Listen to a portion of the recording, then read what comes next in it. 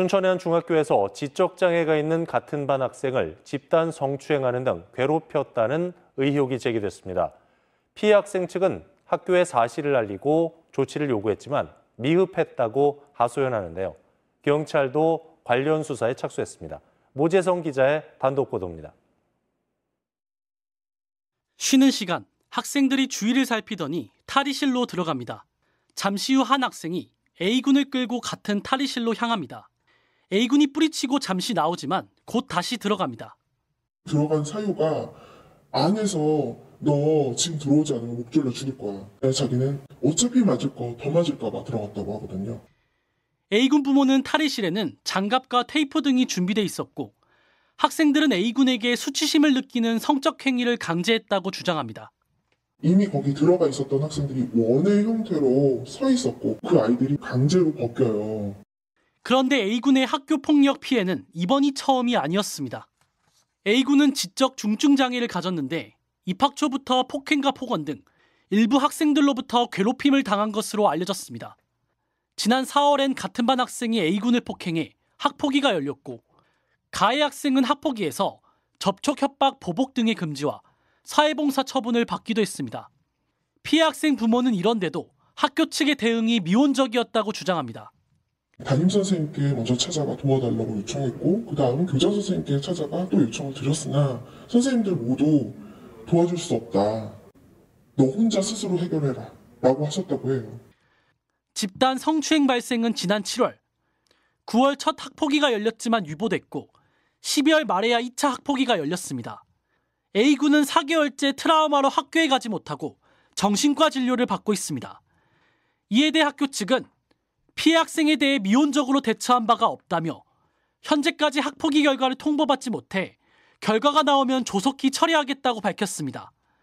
한편 피해 학생 측으로부터 고소장을 접수한 경찰은 해당 학교를 압수수색하는 등 수사에 속도를 내고 있습니다. 지원 뉴스 모재성입니다. 춘천의 한 중학교에서 장애가 있는 학생을 집단 성추행하는 등 괴롭혔다는 의혹, 지난주 보도해드렸는데요. 사실관계를 파악한 교육당국의 학폭위 결과가 4개월 만에 나왔습니다. 학교폭력 가해 학생들에겐 강제 전학과 학급 교체 등의 처분이 내려졌습니다. 모재성 기자의 단독 보도입니다. 학생들이 CCTV가 없는 탈의실로 들어갑니다. 잠시 후 한 학생이 A군의 등을 밀며 탈의실로 향합니다. 이곳에서 A군은 집단 성추행을 당했습니다. 지적 중증 장애를 가진 학생이었습니다. 이번 사건이 문제가 된 이후 4개월 만에 학교폭력 대책심의위원회 결과가 나왔습니다.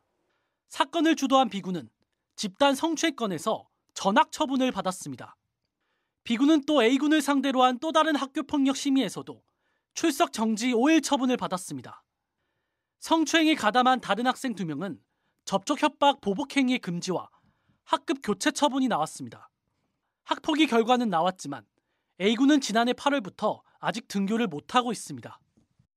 학교에 분리된 공간에서 혼자 스스로 활동지를 풀고 가는 것 외에 다른 방법은 없고 못 나오면 전학을 가서 거기서 하던지 라는 말을 부모와 시민단체는 철저한 조사를 촉구했습니다. 가해 학생의 진술 확인서를 같은 공간에서 작성하게 하는 등 처리 과정이 미흡했고 A군에 대한 심의도 조력을 받을 수 없는 상태에서 진행됐다고 지적했습니다.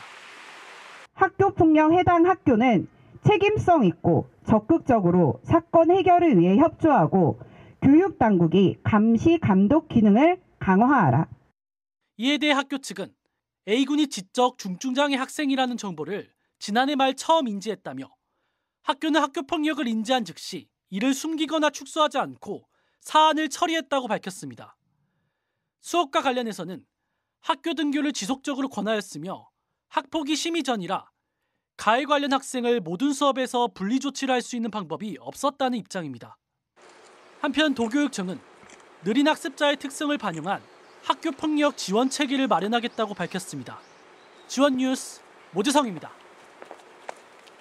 지원 뉴스에서는 춘천에서 발생한 중학생 성추행 등 학교 폭력과 관련한 학폭위 결과를 어제 전해드렸는데요.